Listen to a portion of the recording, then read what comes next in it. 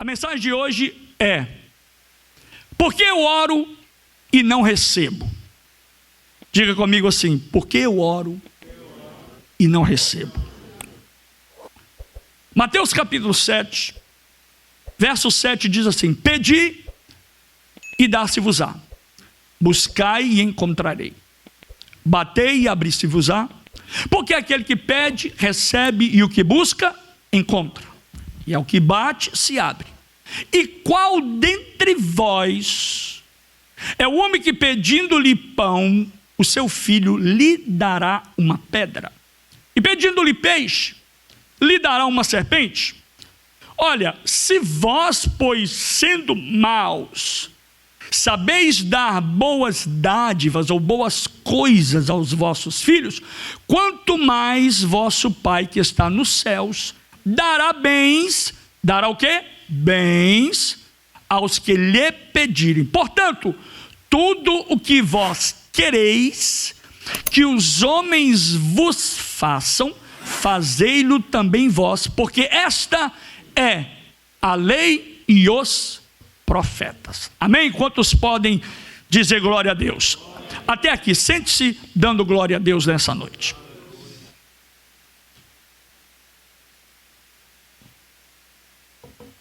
O inimigo não quer que você saiba disso.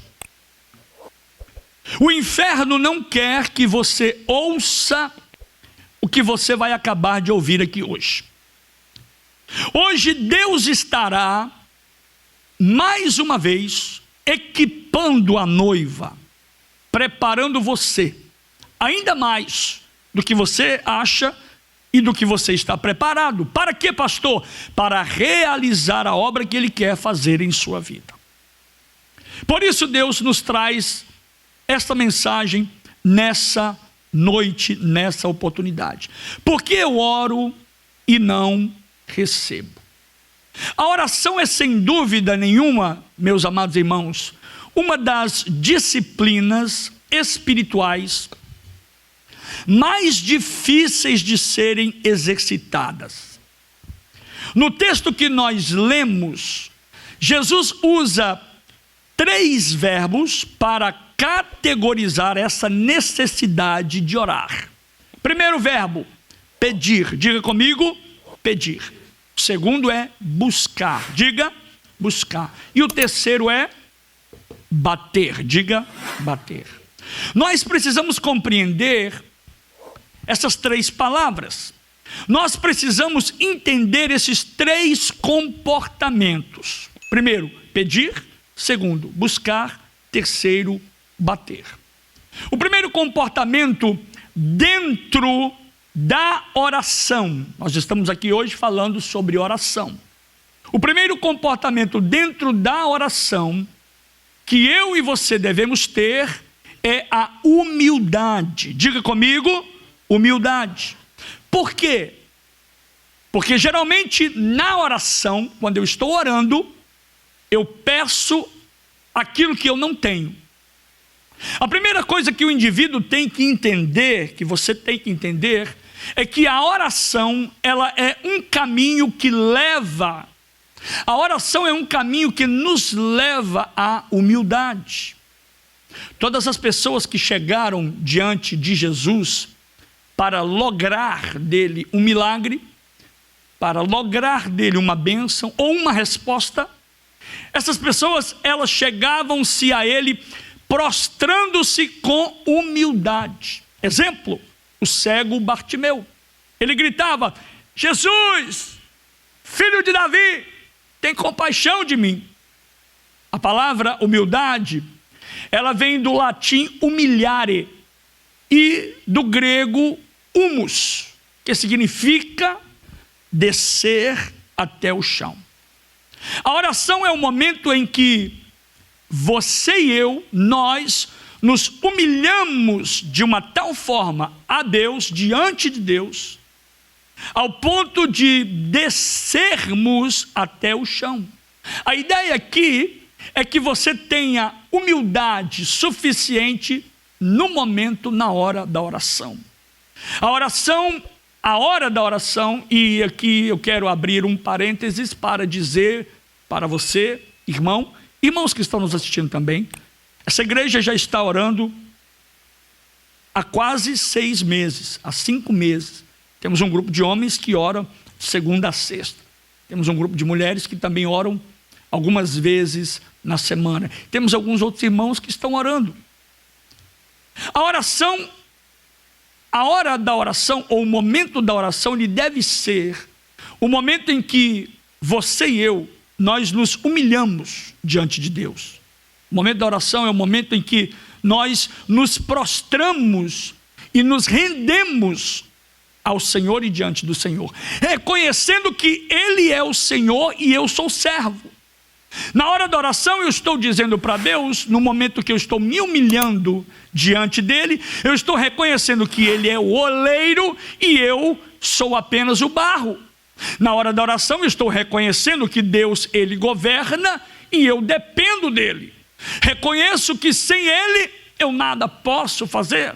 É na hora da oração que nós reconhecemos que Ele é Deus e eu preciso me render a esse Deus, reconhecendo que a glória é dEle e nunca minha, reconhecendo que Ele é quem conduz e eu é quem sigo, reconhecendo que Ele é pai e eu sou filho, reconhecendo que Ele é o pastor e eu sou a ovelha, reconhecendo que Ele manda e eu obedeço, reconhecendo que Ele é suficiente mesmo quando tudo faltar, reconhecendo que Ele reina acima de tudo, de todos, e das crises, e das dores, e das tempestades.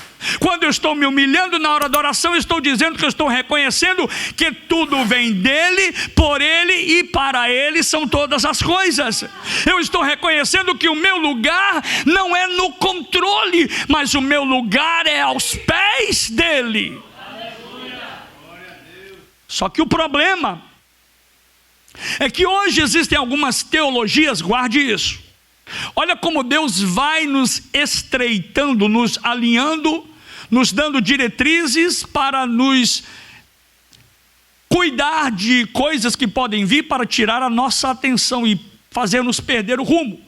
Existem por aí, um problema é que existem hoje algumas teologias entrando dentro da igreja que fazem com que nós nos coloquemos no lugar de quem ordena e Deus na posição de quem obedece.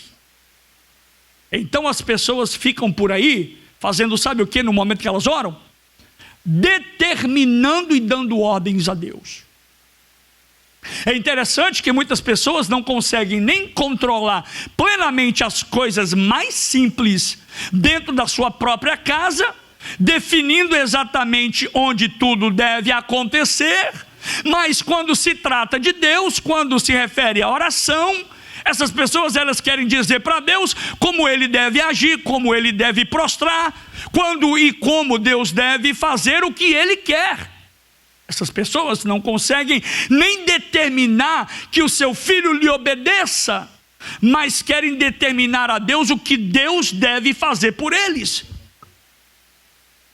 A Bíblia diz pedir. Diga, pedir. Pedir por quê? Pedir porque eu tenho que entender que na minha relação com Deus, eu preciso de humildade. E pedir, meus irmãos, é um ato de humildade. Exemplo, quando eu peço, é como se eu estivesse dizendo para Deus: Senhor, o Senhor poderia me dar, por favor? Mas na oração, eu não devo, eu não posso, eu não tenho que chegar impondo a Deus. Eu não chego colocando a minha posição como quem diz: Deus, o Senhor tem que me dar. Não, nada disso, gente. Deus não tem que dar nada a ninguém, guarde isso no seu coração.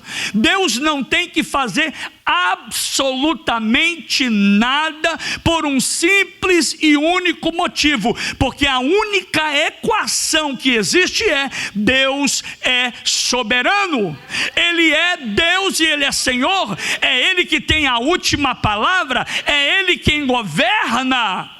Você pode glorificar a Deus por isso? Então ninguém deve chegar diante de Deus com o nariz levantado, com espírito de altivez, com arrogância, impondo algo sobre o Senhor, sobre Deus. Pelo contrário, nós devemos sim chegar diante de Deus como a própria palavra diz. E no grego a palavra agora, prostrar-se, significa proskineo. Proskineo significa literalmente prostrar-se. Proskineo significa no grego literalmente curvar-se diante de alguém. Proskineo significa adorar com reverência. Ainda mais, proskineo significa beijar a mão em sinal de submissão e honra. Proskineo significa cair, se jogar, se lançar aos pés. Proskineo é cair aos pés de Jesus. Quando eu entendo isso, a minha postura muda. Quando eu entendo isso, a minha atitude transforma. O tom da minha fala é de alguém que está prostrado aos pés de um Senhor que é Deus, é soberano e é digno de honra e glória.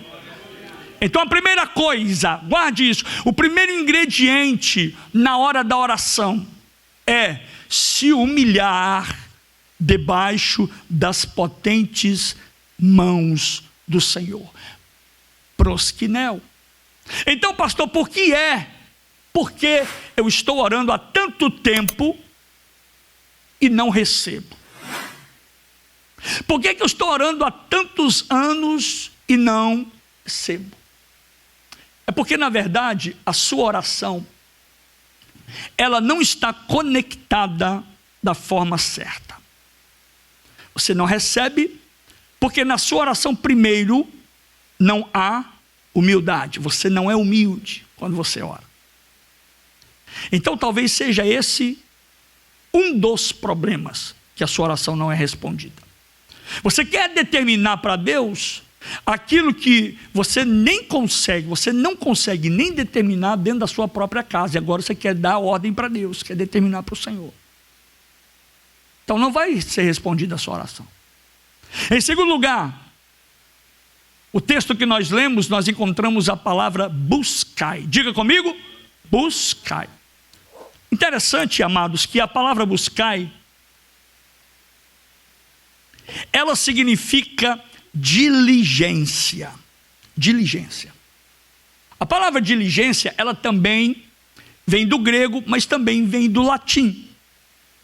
No latim, ela é diligentia, que significa amar, olha, estimar, escolher com atenção, valorizar profundamente, aplicar-se com cuidado. Isso é diligência. A raiz da palavra diligência está ligada ao valor com que você dá a algo. Isso é diligência. Quem é diligente, ele não faz de qualquer maneira. Ele não ora de qualquer maneira. Quem é diligente, ele não age com preguiça. Ou seja, ele não ora com preguiça. Você já viu aquele momento que você vai orar e a preguiça está maior do que a sua vontade de orar? É falta de diligência. Quem é diligente não trabalha no automático, ou seja, não ora mecanicamente, porque se fazer assim, deixa de ser oração e se torna uma reza. Quem é diligente coloca o coração, a atenção e o zelo e o cuidado em tudo aquilo que ele faz na hora da oração. Por esse motivo é que nós devemos, a Bíblia nos orienta, que devemos buscar a Deus com diligência. Diga comigo, diligência. Então qual é o seu problema? Veja bem, existem 3 histórias, pelo menos aqui nesse contexto, que ilustram muito bem isso. Primeiro, é a parábola dos, que nós chamamos teologicamente, entre os teólogos, de a parábola dos perdidos e achados. É Lucas capítulo 15, a parábola da ovelha perdida. O pastor vai atrás até que a encontra. Depois temos a parábola da dracma ou da moeda perdida. A mulher varre a casa e até encontrar, e depois tem a parábola do filho pródigo. Aí o contrário, o filho pródigo, ele vai em busca do pai. Ele volta para casa. E aí você, que não tem diligência, você fica estagnado, de tal modo que você não consegue mais, não tem diligência, você para de perseverar na oração e quer que algo aconteça na sua vida. Você não é diligente. Você começa e não termina. Você entra num propósito e não cumpre o propósito. Ah, pastor, mas eu estou orando há tanto tempo, há muito tempo, e não vejo nada. Eu lhe pergunto, quanto tempo é esse tempo que você está orando? 10 anos? Porque a perspectiva que você tem acerca do tempo, guarde isso, é Cronos. Isso aqui, ó, é Cronos. A perspectiva que Deus tem acerca de tempo não é nem Kairos, como você e eu conhecemos. Porque Kairos, gente, Kairos é uma tentativa que a teologia, os teólogos, eles utilizam acerca de como Deus se revela ou como Deus se relaciona com o Cronos. Mas o tempo de Deus não é Cronos e nem Kairos. Pastor, então qual é o tempo de Deus? O tempo de Deus é Ainios. Ainios. Não quero te dar aqui hoje uma aula de grego, até porque não tenho tempo para isso, mas veja só. A palavra raiz no grego é aion, que significa, olha, aion significa era, século, tempo e eternidade. Então, ainios, na esfera do tempo em que Deus habita, significa literalmente aquele que pertence à eternidade, aquele que pertence à era divina, do divino dos deuses, no caso, ele é o Deus, ele é aquele que não tem limitação temporal, ele é atemporal, aquele que transcende o tempo. Então, ainios não é apenas algo que dura muito, mas é algo que só pertence a Deus, só Deus está vinculado a isso. Então olha para cá, Deus é ontem, você entende isso, sim ou não? Mas Deus também, Ele é hoje, sim ou não? E Deus também, Ele é amanhã. Em outras palavras, Ele é, Ele não será, mas Deus, Ele é. Todas as coisas de ontem, de hoje e de amanhã subsistem, estão vinculadas num mesmo tempo para Deus, e a sua mente é pequena demais para entender isso. E aí você quer colocar Deus dentro do seu tempo, porque Deus, Ele está em um tempo fora do meu tempo. Diga comigo assim: Deus está em um tempo fora do meu tempo. Quer ver uma coisa? O salmista declara no Salmo 90, verso 4: 1000 anos são aos teus olhos como o dia de ontem que passou. 1000 anos. Será que sua mente consegue entender isso? E Pedro, ele repete esse mesmo texto dizendo: porque para o Senhor um dia é como 1000 anos, e 1000 anos como um dia. Em outras palavras, sabe o que esses dois textos, apenas esses dois textos estão dizendo? Eles estão dizendo que Deus é eterno, que Ele é a vida eterna, que Ele possui a glória eterna, e se eu fosse você já estava o adorando por causa disso, que a sua redenção, a redenção em Cristo, que é Deus também, ela é eterna, o seu reino, ele é eterno, o seu amor permanece eternamente, a sua palavra jamais envelhece, o seu trono permanece de eternidade a eternidade, a sua fidelidade, ela atravessa gerações e gerações, o seu poder não conhece limites, a sua presença, ela transcende o tempo, a sua misericórdia, misericórdia, ela nunca se esgotará. O seu nome, ele ecoa de eternidade a eternidade. A sua aliança, a aliança que ele tem comigo, a aliança que ele tem com você, ela não pode ser quebrada por causa de Deus. A sua luz, ela não se apaga, ele brilha para sempre. O seu propósito, ele é eterno. O seu governo jamais terá fim. A sua graça alcança todas as eras. Alcançou você, alcançou o seu avô, vai alcançar os seus filhos, vai alcançar os seus netos e bisnetos. O seu espírito, o Espírito de Deus, ele vivifica eternamente. O seu sangue possui redenção eterna. A sua promessa, ela permanecerá para todo o sempre. O seu domínio, o domínio do meu Deus, ele não terá fim. O seu olhar alcança o princípio, mas também enxerga o fim de todas as coisas. O seu fogo nunca apagará. O seu caminho permanece perfeito. O seu nome está acima do tempo e a sua majestade jamais diminuirá, porque esse é o Deus que eu e você servimos. Você pode adorar ao Senhor por isso nesta noite. Isso é Deus, gente. Isso é Deus. Eu tentei mostrar para você um pouquinho o que é Deus aqui. Eu ficaria dias, semanas, talvez eu nem pararia com isso aqui. Então nós não podemos dizer quanto tempo estamos orando e dizer, reclamando para Deus, Deus, estou orando há 10 anos. O que é o tempo para você, mediante ao Deus a quem você serve? A sua barriga dói, a de Deus não. Você se cansa, Deus não cansa. Você dorme, Deus não dorme. O salmista disse assim: eis que não tosquenejará e nem dormitará o guarda de Israel. Aí o texto continua dizendo: é o Senhor é quem te guarda, Ele é a tua sombra, a tua direita. Olha o texto que lindo: o sol não te molestará de dia e nem a lua de noite. O Senhor te guardará de todo mal, Ele guardará a tua alma, Ele guardará a tua entrada e a tua saída, desde agora e para todo sempre. Eu estou guardado por um Deus que nunca, jamais vai se esquecer de mim, gente. Ei, estou sentindo Deus aqui. Agora, o grande problema, infelizmente, é que nós não temos diligência. A gente começa bem, mas parece que vai perdendo a força. Cadê o Richard? Está aí? Ô Richard, parece aqueles bateristas que começam a tocar bem, rápido, e vai diminuindo a velocidade, vai se cansando. Né, Santiago? Santiago sabe muito bem disso. Às vezes vai cansando, porque falta-nos diligência.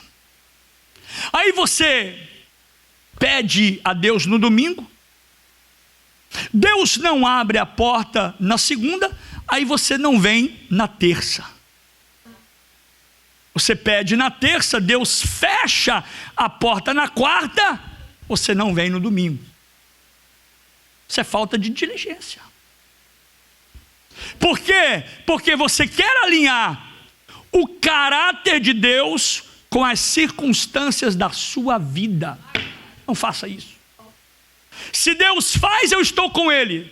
Estamos juntos, Deus. Mas se Ele deixa de fazer, você abandona Ele. Então, que tipo de fé é a minha fé? Que tipo de fé é a sua fé? É uma fé caracterizada naquilo que acontece? E aí está o grande problema. A fé de muitos, ela está vinculada, intrínseca naquilo que está acontecendo. Meu Deus, gente, deixa eu falar uma coisa para você. Se Deus curar, Ele é Deus. Mas se Ele não curar, também Ele é Deus. Se Deus salvar, Ele continua Deus, Ele está no seu trono. Mas se Ele não salvar, Ele continua Deus. Se você cair em tentação, Ele é Deus, Ele está lá. Mas se você não cair e permanecer firme, Ele também é Deus de eternidade a eternidade. E aqui estão os problemas, alguns dos problemas, porque às vezes em Deus, presta atenção nisso. as coisas não acontecem. Muito obrigado, irmã.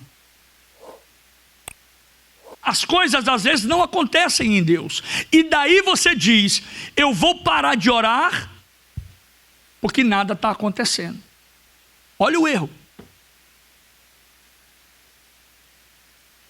Nada está... Agora deixa eu dizer algo para você que é importante. Nada está acontecendo na sua ótica humana. Você diz que está orando e nada está acontecendo dentro da sua visão humana.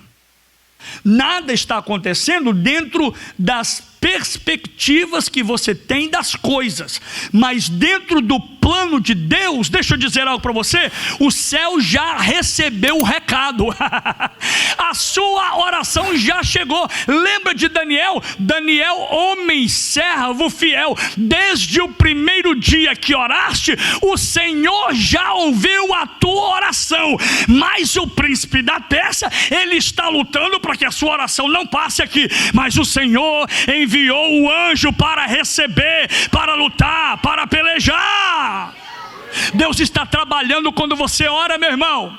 O céu está em movimento quando você adora, meu irmão. E daqui a pouco você vai dizer, só o Senhor é Deus, e só Deus é o Senhor, porque há poder na sua oração. O meu conselho para você nesta noite é, está orando, está demorando 1, 2, 3, 4, 5, 10 anos, não pare de orar. O céu está trabalhando em teu favor. O céu está ouvindo a tua oração. Uma hora dessa você vai fazer como Miriam, cantar o hino da vitória do outro lado do Mar Vermelho. Quem pode levantar a mão e adorar a Jesus por isso?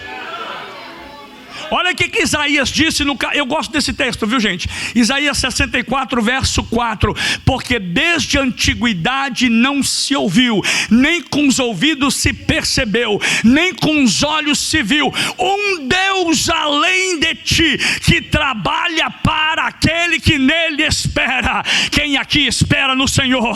Quem espera no Senhor? O salmista vai dizer, os que esperam no Senhor, Isaías diz, renovarão a suas forças. Tem força sendo renovada nessa noite, tem força sendo renovada nesse dia, tem força de Deus para você. Deus está dizendo, está orando, não recebeu, não viu o milagre, não pare, não pare, não pare, continue orando, porque o milagre está a caminho da sua vida. Diligência, diligência.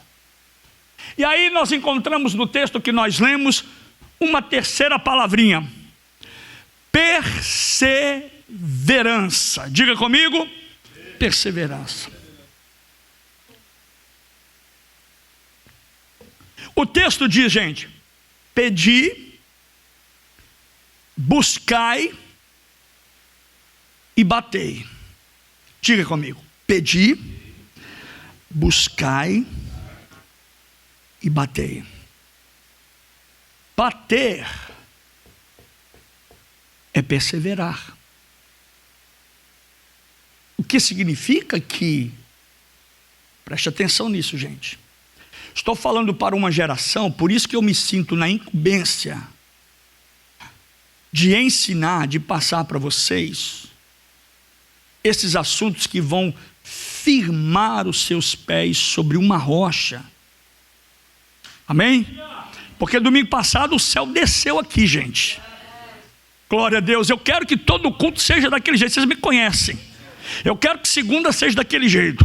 Eu quero que terça seja daquele jeito. Gente, deixa eu dizer uma coisa para você. Sabe o que passa na minha mente? Eu quero que esse lugar fique pegando o fogo da glória de Deus, e os bombeiros tudo de norte e porto de férias, porque nós vamos dar glória a Deus aqui até rachar as costas, como diz um pastor amigo meu. Aleluia. Perseverar, né, pastor Luiz? Lembra desse? O que significa perseverar? Significa, gente, guarda isso, jovens, guarda isso, irmãos, guarda isso, irmãs.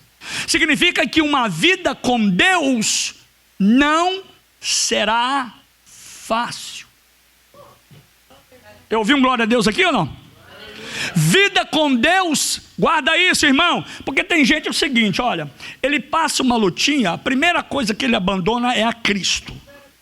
A primeira coisa que ele abandona é a presença de Deus. E olha, o meu reflexo de que eu estou alinhado com Deus é que eu quero estar na casa de Deus, eu quero estar na presença de Deus, eu quero estar constantemente sentado ouvindo Deus, receber a glória de Deus, louvar a Deus. Olha quão bom nós viemos de casa. Eu sei que todos aqui trabalharam hoje, e não trabalharam pouco, trabalharam muito, estão cansados, muitos dirigiram de longe 1h, 40 minutos, mas porque eles estão perseverando na presença de Deus, eles têm amor pela obra de Deus, eles têm paixão pela graça de Deus, eles estão aqui dizendo: eu não abro mão, eu vou vencer o meu cansaço, eu vou vencer a dor no corpo, mas eu vou perseverar e eu vou ficar firme até o final, porque Deus tem uma palavra para mim hoje, e Deus está liberando uma palavra para você hoje, porque vida com Deus sempre será difícil.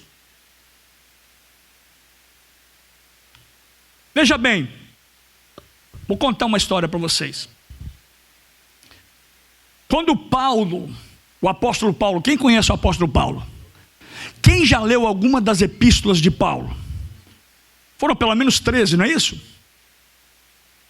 Quando Paulo estava na região da Anatólia, em Troade, Paulo teve uma visão de um varão, de um homem macedônio, que ele pedia que atravessasse para a Macedônia. Então o que Paulo fez? Ele foi para uma região, uma cidade chamada Filipos. E quando Paulo entra em Filipos, guess what, Brenda? Ele foi preso. Paulo é preso em Filipos. E quando Paulo é preso, ele é agredido, ele é espancado, com uma sequência de 5 quarentenas de açoites, menos uma. As primeiras, em outras palavras, as primeiras 12 chibatadas que Paulo havia tomado, haviam pedaços de chumbo misturado com ferro e enferrujado, que entravam na sua carne enquanto ele era açoitado. As outras 12 causaram em Paulo uma dor tão grande, tão profunda, como chumbo derretido em carne viva. As outras 12 chibatadas, açoites, que Paulo levou, abriram no seu aparelho intestinal e urinário em praça pública. Ou seja, Paulo, ele urinava sem querer, por conta dos açoites que ele levou. E não para aí, Paulo, ele foi arrastado como um animal multifacetado para dentro de um cárcere inferior, um basement, onde excrementos fecais e urinas dos bandidos e dos presos que estavam presos em cima dele, agora estão caindo sobre o seu corpo todo aberto, pelos açoites que ele agora havia recebido, e agora aquelas aberturas, aqueles açoites, aquelas feridas estão queimando devido aos excrementos que caem sobre ele, como ácido urinário no seu corpo. Esse era Paulo. Quando ele foi, ele recebeu uma visão de Deus, ele ouviu a voz de Deus. Olha só, você quer ser um missionário? Você quer ser um pregador? Muitas vezes Deus vai te dar uma ordem, você vai para um lugar, não vai ser fácil, não vai ser difícil, você vai enfrentar lutas e perseguições. Eu digo para os nossos jovens que estão começando no ministério agora, toda vez que você se despontar, toda vez que você se levantar, toda vez que você se disponibilizar a fazer algo, vai haver luta, vai haver uma revolta contra você, vai haver uma falange do inferno que vai se levantar contra você. E aí o que acontece com Paulo? E acontece que essa situação agora eu pagaria para ver. A Bíblia diz que depois de Paulo ter sido açoitado, ter sido arrastado, depois de o corpo estar todo dilacerado e perder o controle das suas órgãos e não conseguir mais dominar nem aquilo, as coisas simples que os seus órgãos involuntariamente trabalham, Paulo agora, a Bíblia diz que perto da meia-noite, Paulo e o seu companheiro chamado Silas resolvem louvar a Deus. Paulo agora está com o corpo aberto, feridas por todo o corpo, todo doendo, caindo excremento sobre o seu corpo, aquilo está se infeccionando, mas ele resolve fazer algo inusitado. Ele chama o seu companheiro de cela, ele chama o seu companheiro de prisão, Silas, e eles começam a cantar e a louvar a Deus em meio a essa tribulação, gente. Se fosse eu e você, o que você faria nessa hora? Você está disposto a pagar o alto preço pelo Evangelho? Está achando que é fácil pastorear? Está achando que é fácil subir no altar e pregar e cantar e louvar e fazer um monte de coisa? Está achando? Vai haver perseguição, vai haver açoite, vai haver luta, vai haver o inferno se levantando contra você, mas o Senhor que te chamou para esta obra é o Deus que vai te capacitar, é o Deus que vai te dar graça e vai estar contigo no momento da luta e da prova. O problema, gente, da vida cristã é que nem sempre eu e você estamos prontos para administrar a dor. Nem sempre eu e você estamos prontos para administrar as perdas. Nós não vamos estar e não estamos prontos para administrar os sofrimentos, as tempestades. E muitas vezes eu só estou pronto para administrar, sabe o quê? O favor de Deus. Nós não estamos preparados para suportar ventos fortes, não estamos.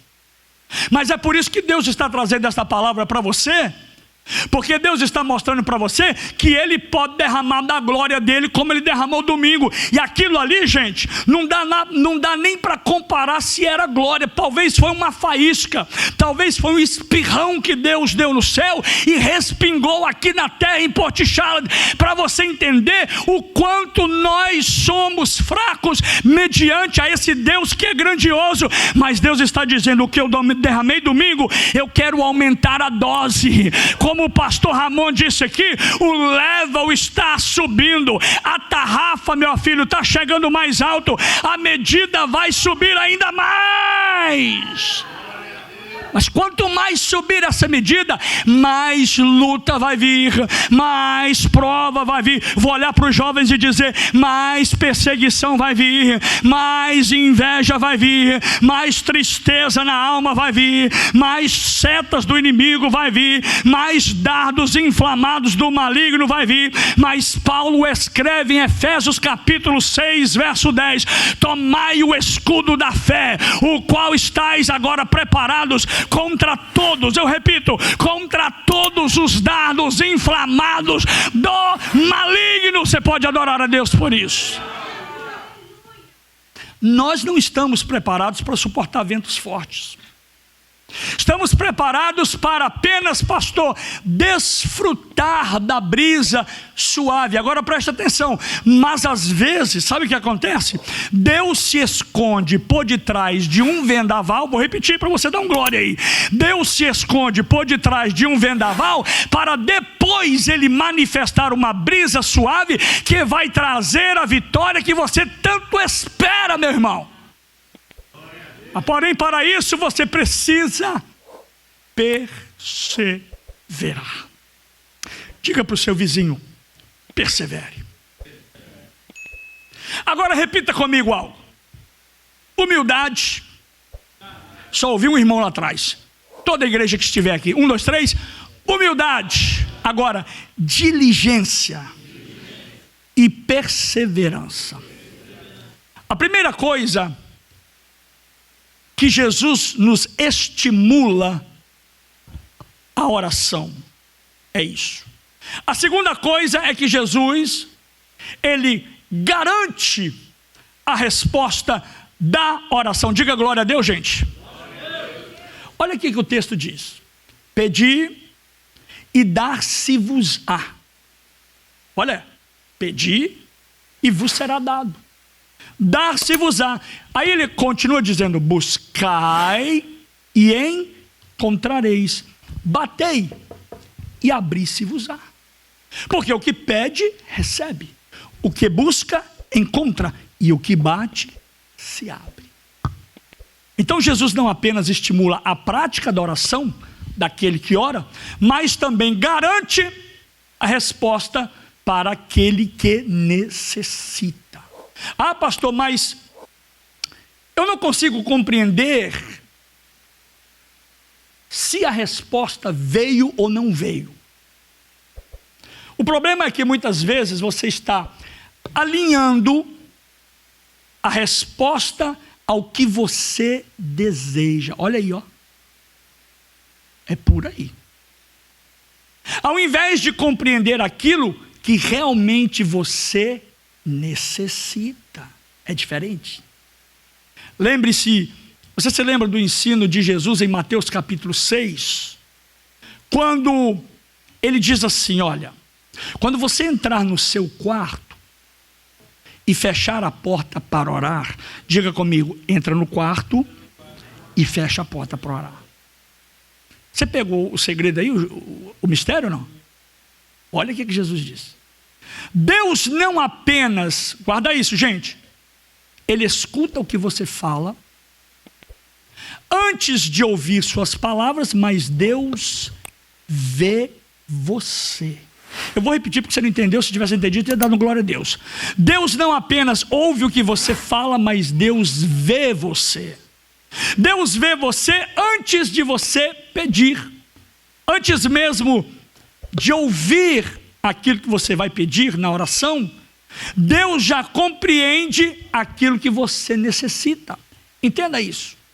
Quando Deus responde a uma oração, olha aqui, olha que importante isso aqui. Quando Deus responde a uma oração, Ele trabalha por prioridades. Diga comigo, prioridades. Na prateleira da parte de cima estão as necessidades. Depois vem as coisas superficiais. E muitas vezes aquilo que você deseja é apenas algo superficial, na prateleira de baixo. Algo transitório, algo efêmero, algo passageiro. Enquanto Deus está olhando para aquilo, nessa parte da prateleira, que realmente está e contém algo que é necessário para a sua vida. É aqui que Deus está respondendo a sua oração. Não é na sua necessidade, mas é na sua prioridade, naquilo que você precisa de Deus. Um exemplo claro, vou dizer para vocês, é o paralítico diante de Jesus lá em Cafarnaum. Olha só. Jesus olha para aquele homem e percebe que o maior problema dele não era paralisia física, mas o problema do paralítico em Cafarnaum era a paralisia espiritual. Então o que Jesus faz? Ele declara, olha a declaração de Jesus para o paralítico em Cafarnaum. Ele diz: homem, perdoados estão os teus pecados. Mateus 6, ele deixa isso muito claro. Ele diz assim, olha, mas buscai primeiro o reino de Deus e a sua justiça, e todas essas demais coisas vos serão acrescentadas. Sempre as coisas espirituais vêm em primeiro lugar, está na parte da prateleira de cima. Eu digo isso aqui sempre, mas parece que você não ouve. As coisas espirituais vêm primeiro, antes de algo acontecer e se materializar na terra. Deus está dizendo: ore, porque eu quero alcançar na parte superior aquilo que é espiritual, para depois trazer e materializar buscar na sua vida, mas você quer buscar na terra, você quer tirar da terra, você quer buscar sustento da terra, você quer buscar proteção da terra, você quer buscar ajuda da terra, você quer buscar amparo da terra, você quer buscar solução na terra. Quando Deus está dizendo, quando você entrar na oração, você vai alcançar a prateleira de cima, e lá ninguém pode alcançar a não ser o Senhor. Se você não colocar Jesus, guarda isso, na equação do seu casamento, você não tem casamento. Se você não colocar Jesus na equação da sua vida, você não tem vida. Por isso tem muita gente dentro da igreja com depressão, com angústia, com um monte de problema, porque não coloca Jesus na sua vida. Se você não colocar Jesus na equação do seu namoro, você não tem namoro. Se você não colocar Jesus na equação da sua empresa, você não terá empresa. Se você não colocar Jesus no lugar que Ele é merecedor, você não tem nada, porque tudo aquilo que verdadeiramente pode sustentar a sua vida se chama Jesus, se chama Jesus, se chama Jesus. E nessa noite eu estou vendo alguém subindo aqui, ó, na prateleira de cima e dizendo: eu quero Jesus, eu não estou importando o que está acontecendo na terra, eu não estou importando se o meu salário é alto ou se o meu salário é baixo, se eu estou doente, se eu estou cansado, mas eu quero chegar lá em cima. O nível é outro, o level está subindo. Você pode adorar a Jesus por isso, meu irmão. Jesus precisa voltar a ocupar o lugar central no meio do seu coração, para Ele ser verdadeiramente glorificado e adorado. Então Jesus, quando Ele observa a minha vida, quando Jesus observa a sua vida, Ele nos garante a resposta, gente, das nossas orações, baseado naquilo que realmente, repito, naquilo que realmente precisamos. Porque nem sempre o que eu desejo, o que eu quero, é aquilo que eu necessito. O problema é que muitas pessoas acham que a relação com Deus funciona. Vou pegar pesado aqui, posso ou não? O problema é que muitas pessoas, irmão Israel, acham que a relação com Deus funciona da mesma forma que a relação com um filho pequeno, que faz manha no supermercado, querendo um chocolate que vai até estragar os dentes dele, e os pais acabam cedendo. Mas Deus não é assim. Eu vou repetir para você: Deus não é assim. Ele não trabalha baseado na sua manha espiritual. Deus não se move porque alguém faz escândalo, porque alguém bate o pezinho, porque alguém grita, porque alguém chora, porque alguém derrama lágrima. Deus não responde por birra ou imaturidade. Mas segura aí, porque você vai dar um glória a Deus. Deus responde a manifestação sincera de um coração autêntico na presença dEle. Levanta sua mão nessa noite, porque Deus está te dando maturidade. Quando você for orar, você vai entender: Pai, eu estou buscando o que está na prateleira de baixo, ou estou procurando o que está de cima? Deus está dando nessa noite alguma coisa para alguém que nessa noite, porque está alcançando o que está em cima. Está alcançando o que está em cima. Não é aquilo que eu preciso, mas aquilo que eu necessito. Aquilo que Deus sabe que eu preciso, Deus vai entregar na sua mão essa noite, em nome de Jesus. Guarda isso. Deus não trabalha com pessoas manhosas. Faz charminho para Deus. Se eu não for, não vai acontecer. Se eu não tiver lá, não vai ter culto. Se eu não fizer isso, Deus não trabalha com manhosos. Mas Deus trabalha com quem? Pergunta para mim. Deus trabalha com quem, pastor? Está fraco, diga de novo. Deus, pergunta. Deus trabalha com homens e mulheres cheios do poder e do Espírito de Deus. Você está cheio de Deus? Você está cheio do poder de Deus? Você vai cuspir poder de Deus. Quando você abrir a sua boca, Deus me falou lá no acampamento que João 1 estava sendo derramado sobre a vida dos jovens. Era palavra de manhã, era palavra de tarde, era palavra de noite. Deus falou comigo, eles estão tão cheios de Deus, que quando abrir a boca só vai ter uma coisa para colocar para fora. O Deus a que ele serve, a palavra que ele serve. Como assim, pastor? A Bíblia vai dizer que a boca fala o que o coração está cheio. Deus só vai responder e trabalhar com homens e mulheres cheios do poder e cheios do Espírito de Deus. Levanta a sua voz e glorifica esse Jesus nessa noite. E eu encerro dizendo: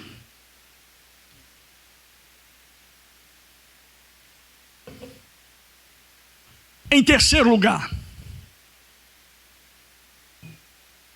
Jesus, ele estimula a perseverança. É ele mesmo que nos estimula a perseverar. Olha que lindo.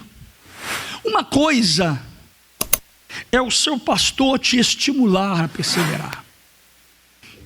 Uma coisa é o seu líder de departamento, seja dos jovens, dos homens, das irmãs, te estimular a perseverar. Outra coisa é Jesus. O próprio Jesus estimular Jordan a perseverar.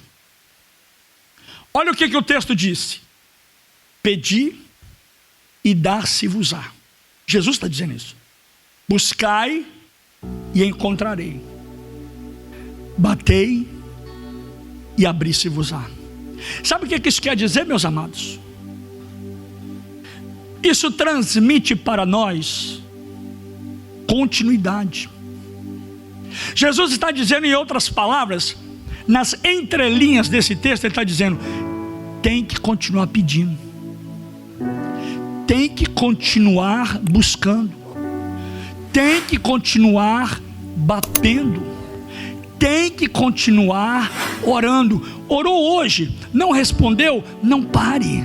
Orou amanhã, não respondeu? Continue.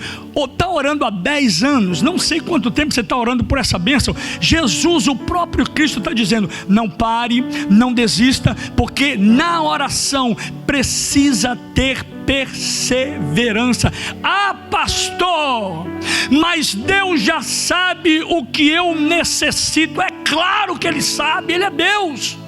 Ele sabe tão bem que você necessita aquilo que você precisa, que muitas vezes Ele escuta a sua oração para ver se aquilo que você está pedindo coincide com aquilo que você realmente precisa. O problema é que muitas pessoas não possuem perseverança. A perseverança dos santos. Perseverança dos santos é para suportar o processo da espera. O salmista escreveu no Salmo 40: esperei com paciência no Senhor, e Ele ouviu o meu clamor. Você está esperando no Senhor? Espere com paciência. Quanto mais tempo você passar, aleluia, estou sentindo Deus aqui, na presença de Deus, orando, perseverando, aprimorando a sua oração e aprofundando no seu relacionamento, guarda isso, maior será a vitória que Deus está preparando para a sua vida. É como se Deus está dizendo: pera aí, não glorifique agora. É como se Deus estivesse dizendo: pera aí, não pule agora. Pera aí, não dê um culto de ação de graça. E você está dizendo: mas Senhor, está na hora de receber a bênção. Senhor, já está passando da hora de eu ser abençoado. Deus está dizendo: quanto mais difícil ficar, quanto mais tempo demorar, quanto maior for o teu gigante, maior vai ser a queda do teu inimigo, e maior será a glória que eu vou receber. Levanta suas mãos e adore a Ele. Quanto mais tempo você passar na presença de Deus, na oração, na perseverança, na busca. Jovens, acabou o acampamento. Quanto tempo vocês oraram por este acampamento? Eu não sei, mas Deus está dizendo: comece a orar, voltem a orar, continuem a orar, porque Deus está dizendo nessa noite: que vocês acham que eu derramei aqui no domingo foi coisa grande, é porque vocês não sabem, é porque vocês não têm ideia, é porque vocês não têm noção daquilo que Deus ainda vai fazer aqui nesse lugar. Levanta a sua mão e louve o Senhor. Levanta a sua mão e adore o nome do Senhor. Por quê? Porque Deus tem poder. Diga comigo: Deus tem poder. Diga assim: Deus é poderoso. Diga assim: o meu Deus. Diga para o inferno ouvir, diga bem forte: o meu Deus, Ele tem poder para mudar a minha história. Diga: o meu Deus, Ele tem poder para mudar a minha casa. Diga: o meu Deus, Ele tem poder para mudar a minha família. Diga: o meu Deus, Ele tem poder para mudar essa geração. Fica de pé comigo, vamos orar ao